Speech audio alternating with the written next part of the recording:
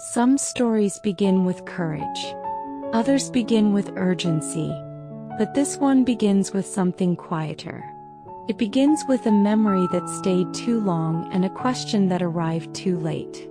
This is not the story of a hero. And it is not a true story in the way biographies are true. This is the story of a writer and the distance between remembering a life and speaking for it. This is the story of how Catherine Stockett came to write The Help. Catherine Stockett grew up in Jackson, Mississippi.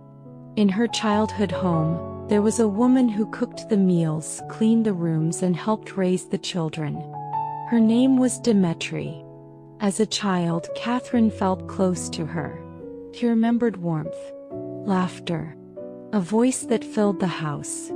But closeness, she would later realize, is not the same as equality. Demetri left through the back door. She did not sit at the same table. She belonged to the home but not fully to the world that owned it. As a child, Catherine did not question this. The arrangement felt normal. It is often only later in life that we question what once felt natural. Years passed. Catherine moved away. She went to college.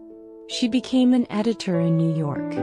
Demetri grew older, and the distance between them grew wider. After September 11th, New York felt fragile, disconnected. Catherine found herself thinking about home, about Mississippi, about Demetri, about the women whose lives shaped her childhood, but whose stories she had never truly heard.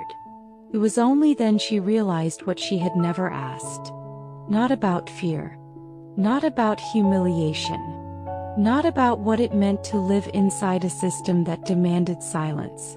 The closeness of childhood had not prepared her for the weight of that absence. And memory, when it arrives without permission, can begin to feel like responsibility. She began to write. Not a memoir. Not a confession. But a novel. A story imagined from a question she could no longer ask. What if these women had been heard? What if their voices had not disappeared?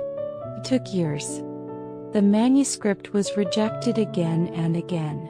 Dozens of times. Friends warned her. They said, "You're white. This isn't your story to tell." Editors hesitated. Not because the writing was weak, but because the subject was dangerous. To write about race is to step into a history that remembers everything. When the book was finally published in 2009, it succeeded beyond expectation. It was read widely. It was praised. It became a bestseller. It was adapted into a film. But success does not end questions. It invites them. Critics questioned. Black writers and scholars debated. Who gets to tell the story? Some argued that while the novel was compassionate, it still centered a white perspective. That the voices meant to be revealed were filtered through distance. Even people involved in the film later reflected that something essential had been missed. A woman who once worked for Stockett's family, Aibileen Cooper, claimed the character Aibileen was based on her life without permission. The lawsuit was dismissed in 2013.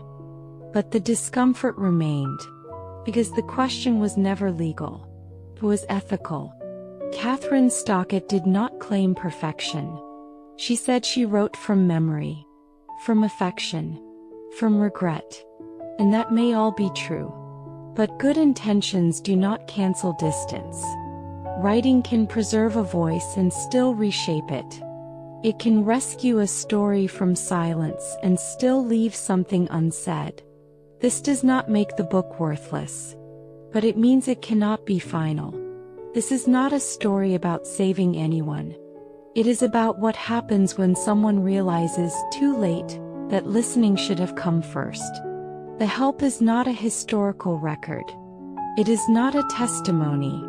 It is a reminder that lives can be close to us and still remain unheard. That memory alone is not justice. And that writing, when it comes after silence, must carry humility. Some stories change the world. Others simply refuse to disappear. And sometimes that is where change begins.